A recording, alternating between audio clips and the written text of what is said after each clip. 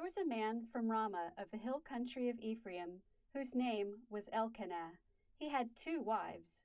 One wife, Hannah, had no children, but the other wife had children and made Hannah's life miserable.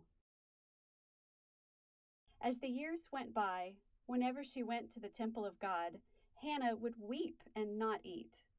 One day, when she was very sad, she prayed to God and said, "O Lord, if you will give me a son, then I will give him to you." As she silently moved her lips in prayer, the high priest, Eli, saw her and thought she was drunk. "How long will you be drunk?" he asked her. "Throw away your wine."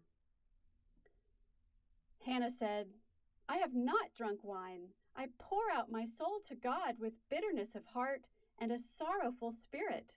I am not a wicked woman." Eli said, "Then go in peace, and may God give you what you ask." So she left God's house at Shiloh and returned home.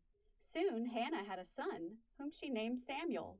She did not forget her promise to God, and when the child was old enough to be without her, she took him to Shiloh.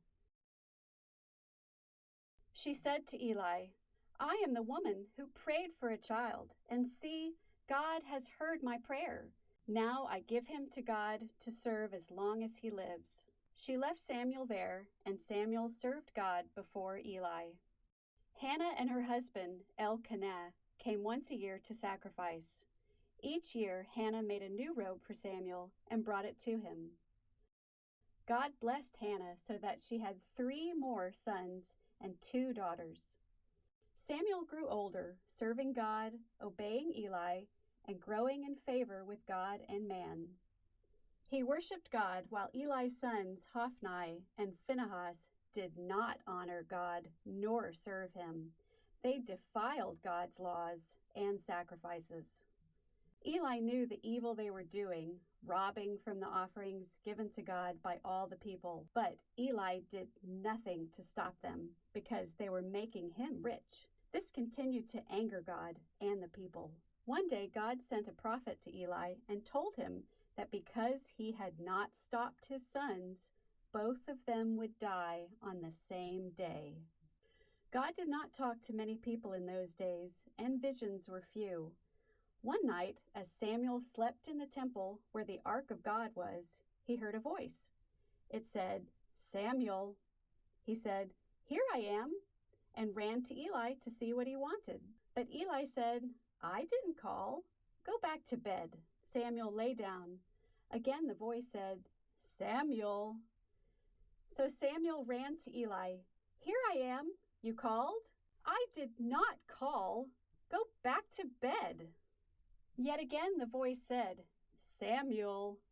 This time when Samuel came, Eli realized God had called the boy. So he said, "Go lie down, and if God calls again, say, 'Speak, God, for your servant hears.'" So Samuel went and lay down on his bed. Then God said, "Samuel, Samuel." "Speak, for your servant hears." God said to him, "Behold, I will do a thing in Israel to make everyone's ears tingle. Eli's sons will die on the same day because Eli did not stop them." Samuel lay until morning and opened the doors of God's house. He was afraid to tell Eli the vision, but Eli said, "Tell me." So Samuel told him. Eli said, "It is God's will. Let him do good."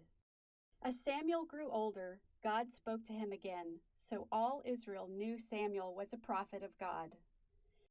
The Philistines and the Israelites met in battle, and 4,000 Israelites were killed.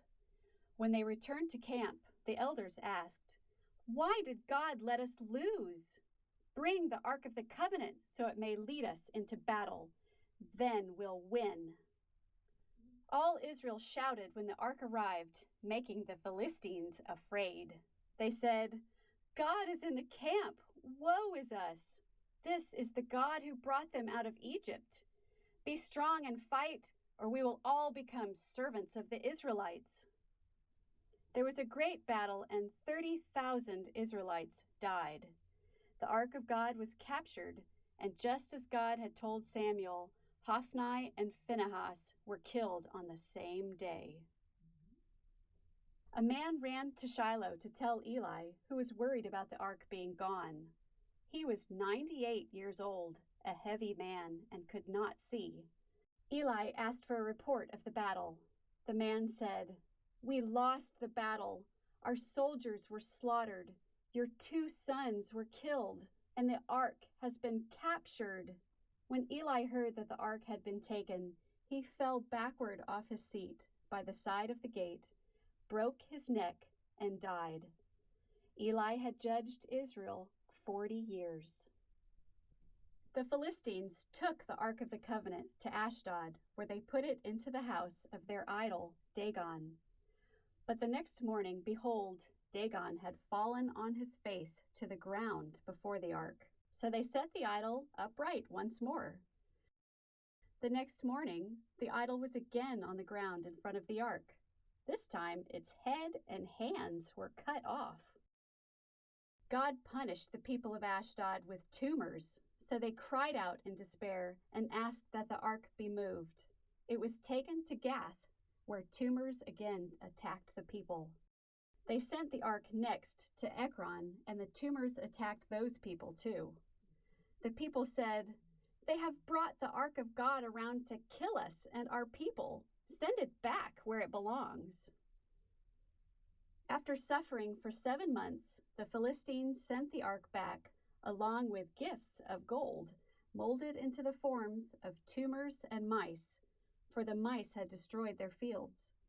They put the ark on a cart, drawn by 2 milk cows.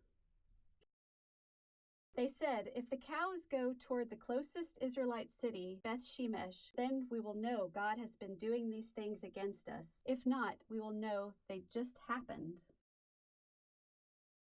The cows went straight to Beth-Shemesh, turning neither to the right or left, and the rulers of the Philistines, seeing this, returned home. The God of the Israelites had brought all those bad things upon them.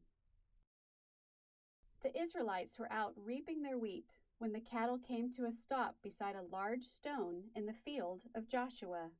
They split the wood of the cart to get firewood and offered the cows as a burnt offering to God. Next, they took the ark to the house of Abinadab on the hill and consecrated his son, Eleazar, to take care of it. It stayed there 20 years. Samuel told the Israelites, "If you remove your foreign idols and serve God, God will deliver you from the Philistines." They got rid of all their idols and gathered at Mizpah to sacrifice to God. The Philistines heard about it and tried to attack them. But God made it thunder so loudly that it confused and frightened the Philistines. The Israelites won easily. The Philistines left Israel alone during the days of Samuel.